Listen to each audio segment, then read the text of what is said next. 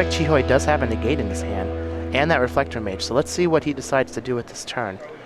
If he doesn't have the 5th land, just casting the Reflector Mage is a pretty scary proposition, because there's nothing worse than Reflector Maging your opponent's creature and having them untap and just wipe the board and say, well, at least I have another creature in my hand to reload with. Looks like he is just going to go with the Lambholt Pacifist. This is going to grow his Thalia's Lieutenant.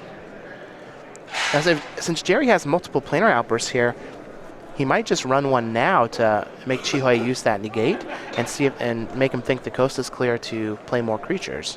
What's also nice about this for Gerry is he gets to play a 7th land, flip his Nissa, and then if the planar outburst resolves, great, he's got Nissa on the board, and if the planar outburst doesn't resolve, he's got creatures to protect his Nissa. So this is a situation where, you know, almost anything Gerry does at this point is going to be good for him.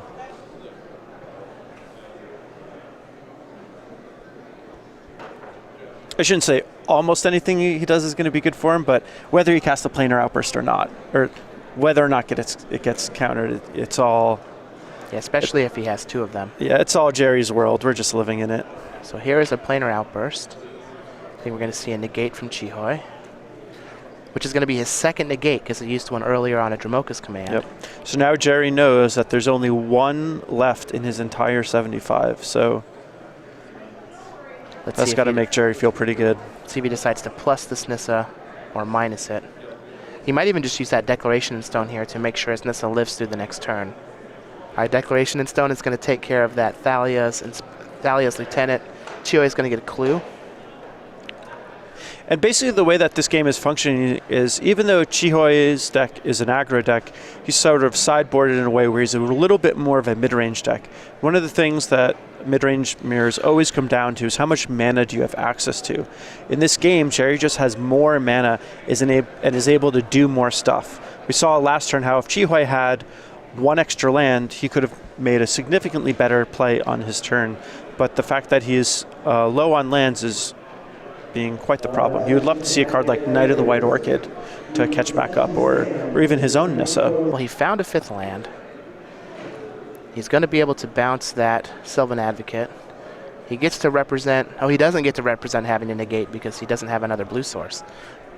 So this 2nd outburst is going to be real juicy for Gerry.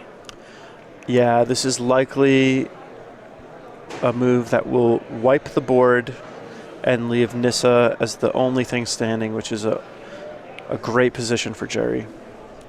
Gerry's going to go ahead and block the Duskwatch Recruiter. Nissa's going to take 2 damage from the Thraben Inspector. And I wonder if we'll see Gerry win this game with another Nissa Ultimate. We're a ways away, but it seems like the clearest way to... Oh, and he has enough mana to awaken it.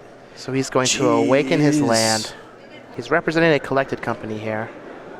Yeah, and he needs to hit something good off of it.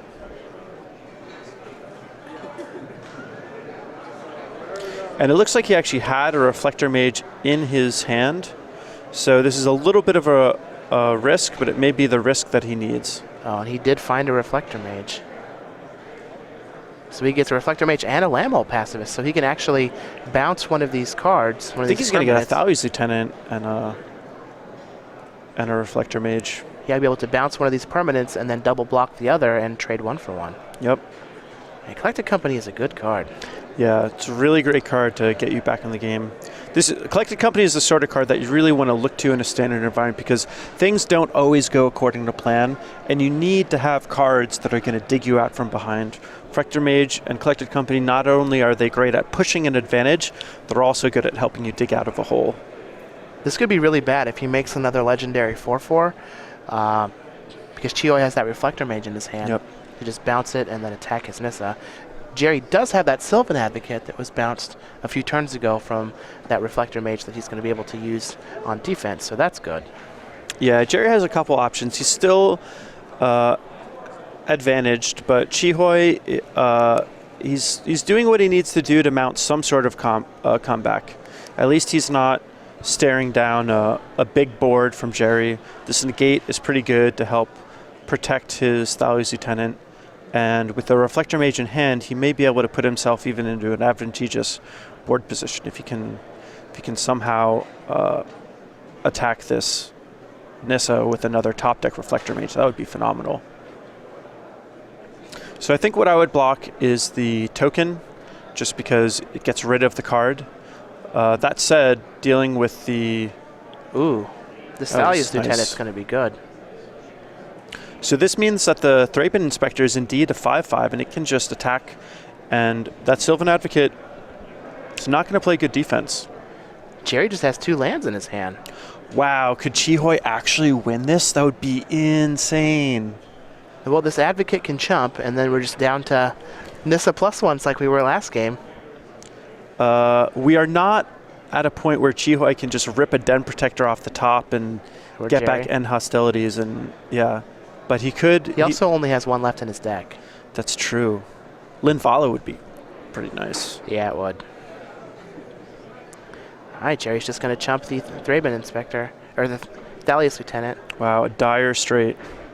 Oh, it looked like it was a spell. Let's see what this Nissa is going to flip. Linvala! Oh, no! Wow. Mama's home. These Nissa +1s have been insane. Yeah, unreal. Oh, man. What, is that a Den Protector that he even drew for the turn? I think he did draw a Den Protector. Gerry Thompson. This is how you win 15-0. Brutal. All right, Linvala's going to come in. We're not going to gain a life, but we are going to get, we are going to get a 3/3 flyer, and we're going to play our Den Protector face down. Chihoi had a good turn, but so did Gerry. Let's see how he decides to do this, because he can just attack in the air and put Chihoi at 3 or at 1. Yeah. Oh wait, does he just have like a Jermoka's Command in the graveyard? Jermoka's Command. Oh, he's just going to Den Protector. Yeah, I do like that. Yeah, if he gets a Jermoka's Command here, he can actually win the game.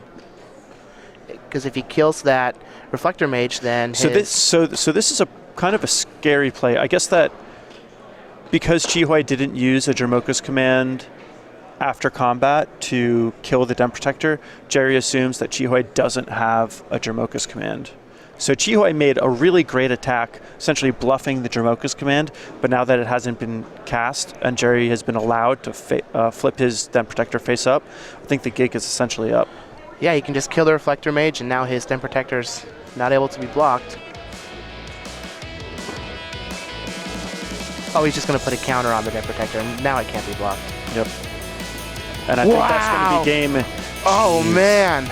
So Gerry Thompson is going to take this match 2-1 over Chihoi Yim. Green-white tokens, 16-0 on the weekend.